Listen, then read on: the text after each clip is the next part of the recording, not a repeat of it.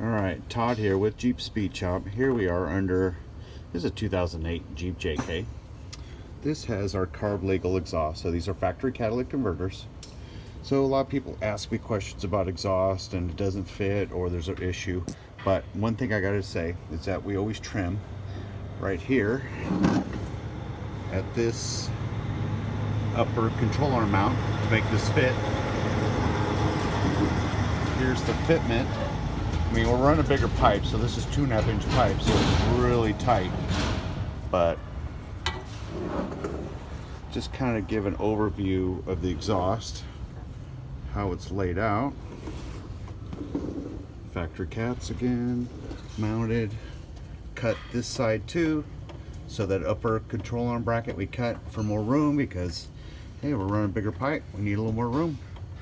So, and it's bolted up here, factory cat, crosses over, and then up and over. I mean, it's all tight, but there's room.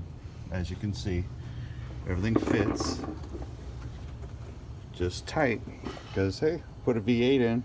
Now we're running factory catalytic converters.